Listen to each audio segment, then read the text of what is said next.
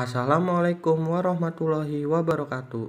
Halo teman-teman semua, dimanapun kalian berada, semoga selalu dalam keadaan sehat walafiat dan selalu dalam lindungan Allah Subhanahu wa Ta'ala.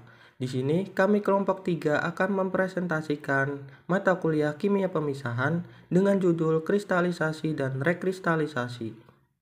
Sebelumnya, izinkan saya untuk memperkenalkan kelompok kami. Yang pertama ada saya Muhammad Rifki Alyudin, kemudian ada Puput Fitri Rohayani, dan ada Sarah Tachikira.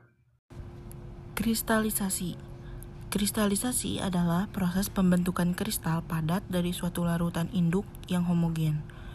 Proses ini adalah salah satu teknik pemisahan padat ke cair yang sangat penting dalam industri, karena dapat menghasilkan kemurnian produk hingga 100%. Contoh dari kristalisasi itu sendiri adalah pembentukan stalaktit dan stalagmit, gula, dan pembentukan salju. Prinsip pembentukan kristal itu ada dua. Yang pertama, kondisi lewat jenuh untuk suatu larutan seperti larutan gula atau garam. Dan yang kedua, kondisi lewat dingin untuk suatu cairan atau lelehan seperti air atau lemak. Kemudian tahapan kristalisasi. Yang pertama supersaturated state, di mana kondisi larutan tersebut lewat jenuh. Kemudian yang kedua ada nucleation, pembentukan inti kristal dari larutan jenuh tersebut.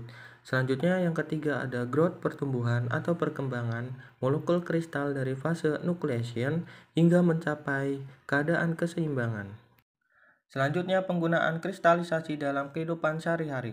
Yang pertama itu ada industri garam dapur menggunakan konsep kristalisasi dalam pembuatan kristal garam. Yang kedua ada industri kaca menggunakan teori kristalisasi silika untuk membuat kaca.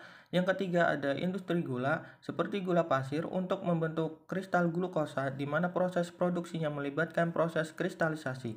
Kemudian yang keempat ada industri makanan seperti produk bubuk kopi instan tanpa pulp menggunakan metode kristalisasi sehingga kristal kafein dan gula dapat larut dengan cepat dalam air panas.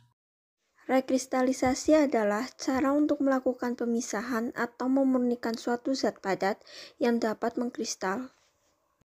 Prinsip dasar dari proses rekristalisasi adalah perbedaan kelarutan antara zat yang dapat dimurnikan dengan zat pengotornya. Tahapan rekristalisasi yaitu yang pertama, zat padat yang akan dimurnikan dilarutkan dengan pelarut yang sesuai. Yang kedua, ketika larutan masih panas dilakukan penyaringan untuk memisahkan partikel yang tidak larut.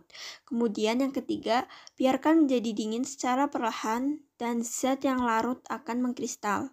Yang keempat yaitu kristal yang dapat dicuci dengan sedikit pelarut yang masih baru untuk menghilangkan kotoran-kotoran yang menempel di permukaannya. Kemudian kristal tersebut dikeringkan.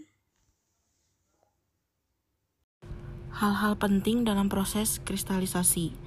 Yang pertama, pemilihan pelarut. Yang kedua, pembentukan kristal. Yang ketiga, penyaringan. Dan yang terakhir adalah pengeringan kristal dari pelarutnya.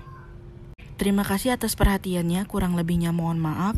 Demikian akhir dari presentasi kami, semoga bermanfaat untuk kita semua. Wassalamualaikum warahmatullahi wabarakatuh.